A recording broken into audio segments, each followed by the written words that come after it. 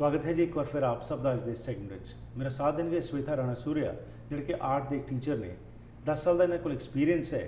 ਅੱਜ ਦਾ ਸਾਡਾ ਵਿਸ਼ਾ ਰਹੇਗਾ ਕਿ ਪਿਛਲੇ ਸਮੇਂ ਦੇ ਦੌਰਾਨ ਜਿਹੜਾ ਇਹਨਾਂ ਕੋਲ ਐਕਸਪੀਰੀਅੰਸ ਹੈ ਇਹ ਕੀ ਆਬਜ਼ਰਵ ਕਰ ਰਹੇ ਨੇ, ਵਿਦਿਆਰਥੀਆਂ ਕਿਹੜੇ ਚੈਲੰਜਸ ਵਿੱਚੋਂ ਲੰਘ ਰਹੇ ਨੇ, ਕੀ ਚੇਂਜਸ ਇਹਨਾਂ ਨੂੰ ਨੋਟ ਇਹਨਾਂ ਨੇ ਕੀਤੇ ਨੇ ਤੇ ਖਾਸ ਤੌਰ ਤੇ ਕਿਸ ਤਰੀਕੇ ਨਾਲ ਉਹਨਾਂ ਨੂੰ ਬਿਹਤਰ ਇਨਸਾਨ ਬਣਾਉਣ ਵਾਸਤੇ ਕੁਝ ਨਾ ਕੁਝ ਕੰਮ ਕਰਨ ਦੀ ਲੋੜ ਹੈ। ਸਵਾਗਤ ਕਰਦੇ ਹਾਂ ਸਵੇਤਾ ਰਾਣਾ ਸੂਰਿਆ ਦਾ। Welcome to the program. Thank you. Thank you. So you've been a teacher for the past 10 years. Yes. You teach art to the students. Tell us a little bit about what have been your observations. What are you finding amongst the youth? What are their challenges? Like, what is your observation as to their growth as human beings? Well, one of the first things that I learned as a teacher was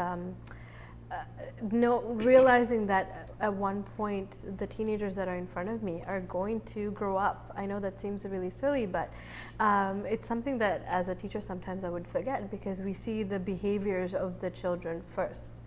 And I say children because that's something that I've come to think of, especially with teenagers. We tend to forget that they are still not adults. They still need adult guidance. Right. But because of the way that their behaviors come across to us, sometimes we forget that as adults, that they still need guidance and love and patience and all those things that we give to younger children sometimes. One of the things that I realized was that they are not grown up yet.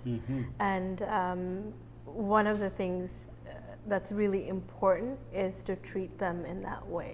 Right. As still growing. Right.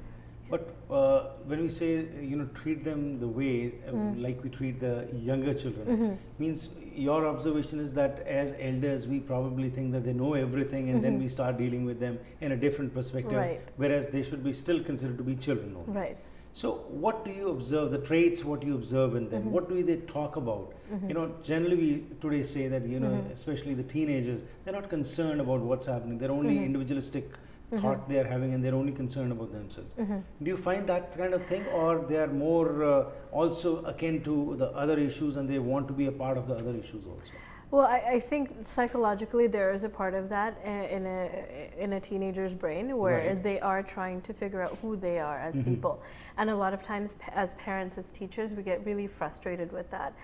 But that's actually part of normal growth for a teenager. That's Right. one of the things that they are supposed to be doing as an adolescent. And that's where the struggle comes for us a lot of times as adults looking at that. Right.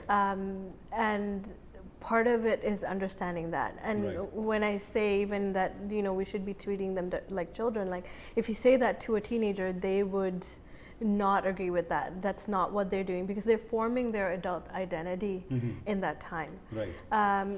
So that's what's going on with them at that time. But it doesn't mean that they don't require guidance. So even though they seem like they're really into themselves, Right. they are still very much aware of how the world is affecting them. And there's a lot of thought about how they are going to fit in Right. to the world around them. Right. It just doesn't seem like it to us.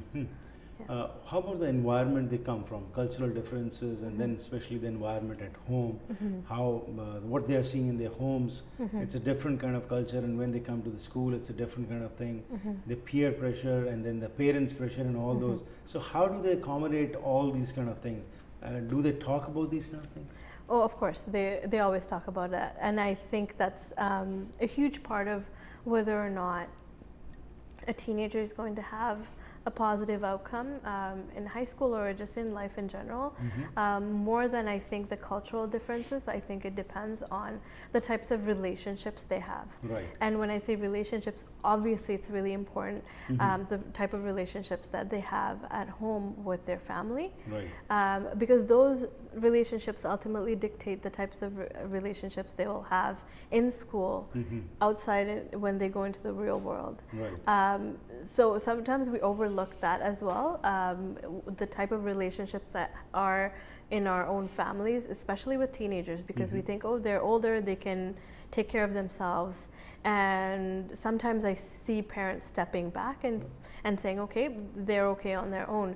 Right. But it almost, to me, in the last 10 years, feels like that's when, as parents, we need to step up.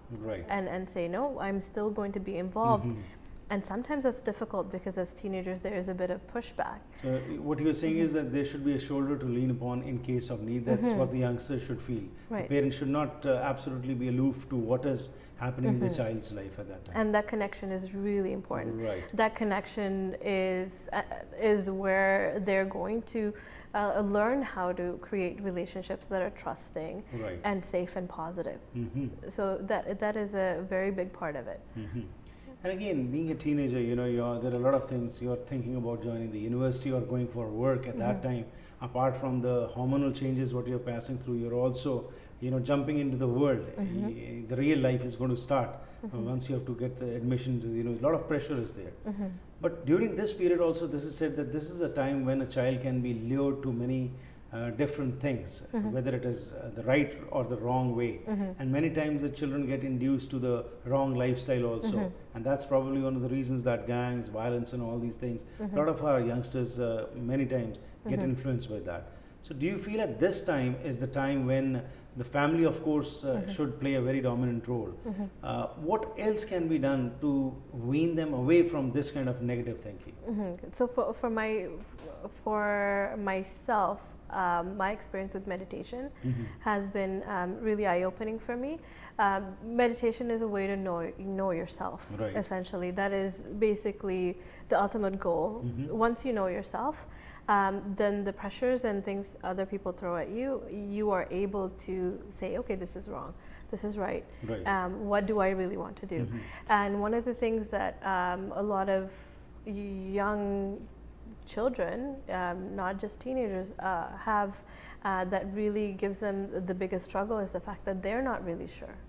So, and with teenagers especially, if they're going into university or trying to figure out what they want to do, if they haven't had that practice of figuring out who they are, what they really want, and then all of a sudden we ask them, let's say in grade 12, okay, now what do you want? Right. That is a huge problem for them, and they can't decide what they're going to do. Right. So as parents, I feel like we need to do more, trying to teach our children, right, whether they're students or your own children, how to figure out who they really are. Right. And inward reflection is a very very great skill Right. that I think is lacking because we don't know how to teach it sometimes. We don't possess it ourselves Right. as adults, and then we see our children suffer because of that. So what you feel is that, of course, outwardly what needs to be done, but inwardly that transformation should start, and there should be some examples in front of the child by which they can take advantage of. And meditation is one such technique by which they can self-introspect, and then they can become better human beings. Exactly. And when it comes to meditation also, there are so many things, you know, like happening today. It becomes difficult.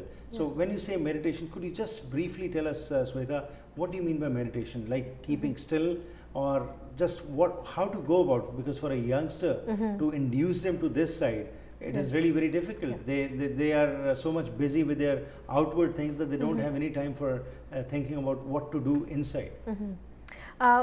Well, this is the thing. Meditation doesn't have to be one thing.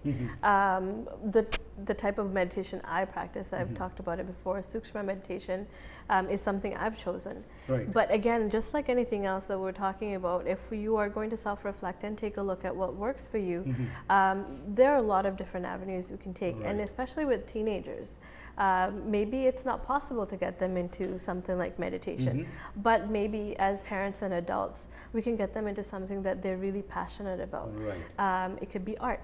So I'm an art teacher, and I see that a lot with students who are able to self-reflect and Right. do that work within themselves through their art. It could be someone who is into music or drama, and a lot of times parents tend to dismiss these things because they think it's not academic, and there are some students who find academics to be self-reflective, but I think we have to be a little bit more inclusive and take a look at our children and find out. So whatever is their passion, encourage them to delve deeper into it, so that they understand basically, you know, it's not just studies only. There are many more aspects what they can delve on. Yeah, and then form a sense of themselves through their passion. Right. It was a pleasure talking to you. Thank you for your time. Thank you. Thank you. Shweta ਨਾਲ ਜੋ ਅੱਜ ਸਾਡੀ ਗੱਲਬਾਤ ਹੋਈ art ਦੇ teacher ਨੇ, ਇਹਨਾਂ ਦਾ ਕਹਿਣਾ ਹੈ ਕਿ ਬੱਚਿਆਂ ਜਿਹੜੇ ਖਾਸ ਤੌਰ 'ਤੇ ਟੀਨੇਜਰਸ ਨੇ, ਮੈਂ ਉਹਨਾਂ ਨੂੰ ਪੁੱਛਿਆ ਕਿ ਉਹਨਾਂ ਦੀਆਂ ਸਮੱਸਿਆਵਾਂ ਕੀ ਨੇ, ਐਜ਼ ਅ ਟੀਚਰ ਕੀ ਮਹਿਸੂਸ ਕਰਦੇ ਨੇ, ਤੇ ਇਹਨਾਂ ਦਾ ਇਹੀ ਕਹਿਣਾ ਹੈਗਾ ਕਿ ਬੱਚਿਆਂ ਨੂੰ ਇਹ ਨਾ ਫੀਲ ਹੋਣ ਦਿਓ ਕਿ ਉਹ ਵੱਡੇ ਹੋ ਗਏ ਨੇ। ਮਾਂ-ਬਾਪ ਜੋ ਹਨ ਉਹਨਾਂ ਦਾ ਜੋ ਅਹਿਮ ਰੋਲ ਹੈ ਉਹਨਾਂ ਨੂੰ ਇਹ ਹਮੇਸ਼ਾ ਹੀ ਪਲੇ ਕਰਨਾ ਚਾਹੀਦਾ ਹੈ ਕਿ ਬੱਚੇ ਇਹ ਮਹਿਸੂਸ ਕਰਨ ਕਿ ਉਹਨਾਂ ਦਾ ਬੈਟਰ ਕਮਿਊਨੀਕੇਸ਼ਨ ਸਕਿੱਲਸ ਹੈਗੀਆਂ ਨੇ, ਉਹਨਾਂ ਦੇ ਨਾਲ ਕੋਈ ਪ੍ਰੋਬਲਮ ਹੈ, ਕੋਈ ਚੈਲੰਜ ਹੈ, ਤੇ ਉਹਨਾਂ ਕੋਲ ਇੱਕ ਸ਼ੋਲਡਰ ਹੈ ਜਿੱਥੇ ਜਾ ਕੇ ਉਹ ਲੀਨ ਕਰ ਸਕਦੇ ਨੇ ਤਾਂ ਆਪਣੀ ਦਿਲ ਦੀ ਗੱਲ ਕਰ ਸਕਦੇ ਨੇ।